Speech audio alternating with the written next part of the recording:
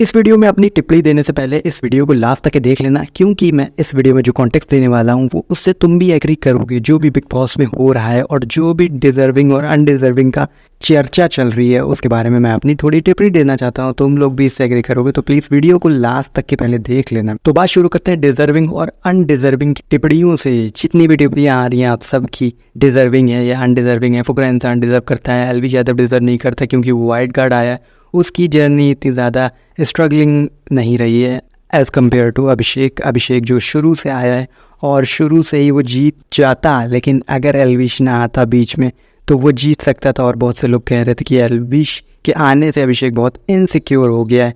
तो यार वो क्यों ना हो इनसिक्योर, जब उसको पता है एलविश यादव की इतनी तगड़ी फैन फॉलोइंग है। और वो उसकी आंखों में दिख भी रहा था, क्योंकि वो समझ गया था एलविश यादव अगर आ गया है तो उसको वोटिंग में हराना तो इम्पॉसिबल है।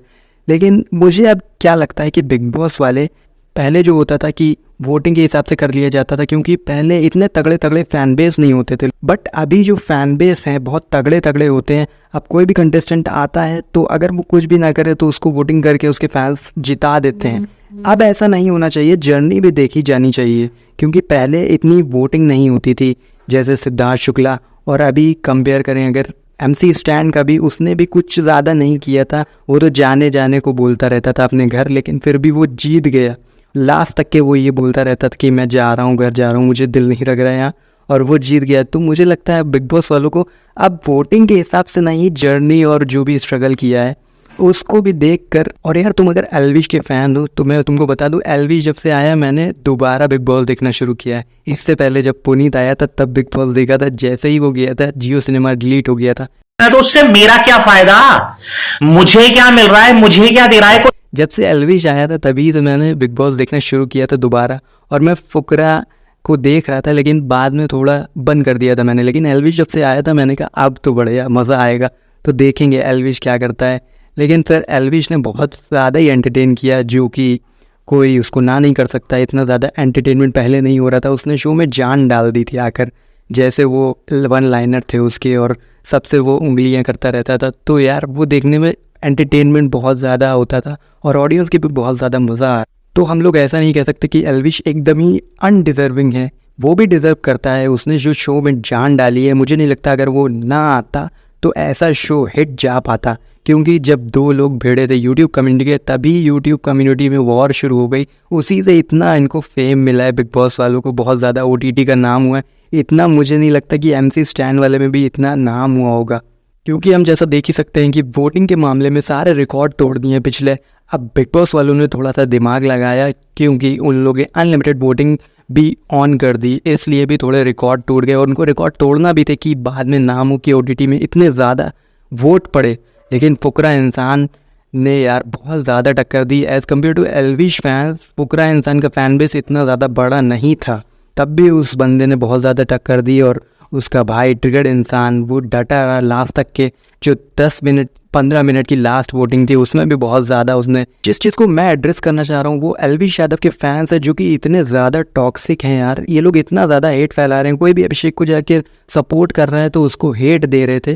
तो यार ये क्या है, मतलब आप उसको अगर नहीं सपोर्ट कर रहे हो और अगर वो दूसरा कोई बंदा सपोर्ट कर रहा है तो उसको आप हेट दोगे, जाके गालियाँ दोगे माँ बहन की। और वीडियो भी बहुत वायरल हो रही थी, एक स्क्रीन रिकॉर्डिंग जिसमें एक ट्विटर में एक चैट चल रही थी जिसमें एक एलविश यादव का सो कॉल्ड फैन ये कह रहा था कि अभिषेक हॉस्पिटल में है और अगर वो जी आपको कुछ बोलना है तो बोलिए। हाँ बोलिए, आप जो हाथ उठा रहे हैं बोलिए।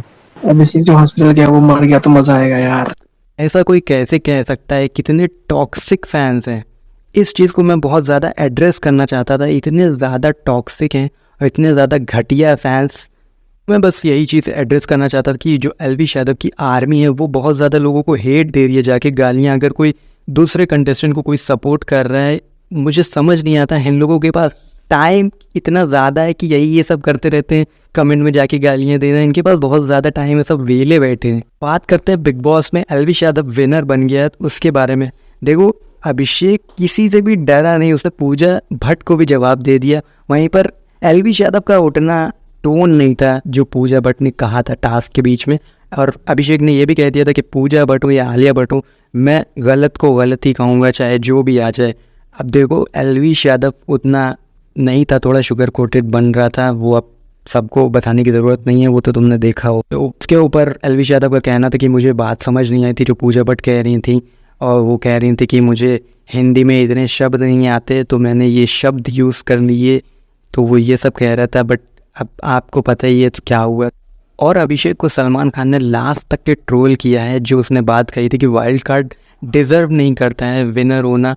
तो उसने इस कॉन्टेक्स्ट में कहा था कि 1 महीने बाद आया है और हम लोग 1 महीने से स्ट्रगल कर रहे हैं, तो मैं वाइल्ड कार्ड को एज अ विनर कभी नहीं देखता हूँ, बट एलविश यादव हो तो मैं खुश होऊंगा। तो ये बात मुझे भी थोड़ा सा गलत लगी थी कि अगर एज शो का फॉर्मेट ऐसा है तो उसको तो विनर मानना चाहिए, लेकिन कुछ बोल दिया था तो मैं वो उससे एग्री करता हूँ। अगर जो भी कहते हैं कि हाँ ये गलत कहा था तो 100%। अब आप बीच में जोड़ रहे हो कि एलविश यादव अगर विनर बन जाए तो मैं खुश होऊंगा, तो ये तो गलत ही है। मैनिपुलेट करना है अपनी ऑडियंस को। मैं वाइल्ड कार्ड को विनर नहीं मानता, अगर एलविश जीते तो मैं खुश होऊंगा, ये तो थोड़ा बट सलमान खान ने लास्ट तक के यही बोलकर अभिषेक को ट्रोल किया है। और सलमान खान थोड़ा सा चिढ़ते हैं क्या मनीषा, तो मुझे कमेंट करके ज़रूर बताना। मुझे तो लगता है ऐसा सलमान खान बहुत ज़्यादा चिढ़ते हैं मनीषा से। अब देखो जो लास्ट वोटिंग हुई थी 15 मिनट में, जब 2 लोग बचे थे एलविश यादव और अभिषेक मल्हान, तो उसमें जो लास्ट वोटिंग हुई थी, पहले सुनने में आ रहा था कि लास्ट वोटिंग ये जो हुई है इसमें जिसकी ज़्यादा हो गई वो विनर बन जाएगा। लेकिन बाद में पता चला यार कि जो पिछली वोटिंग है उसको मिला के ये जो वोटिंग हो रही है 15 मिनट की, इसको भी मिला के जिसके ज़्यादा हुए वो विनर बनेगा।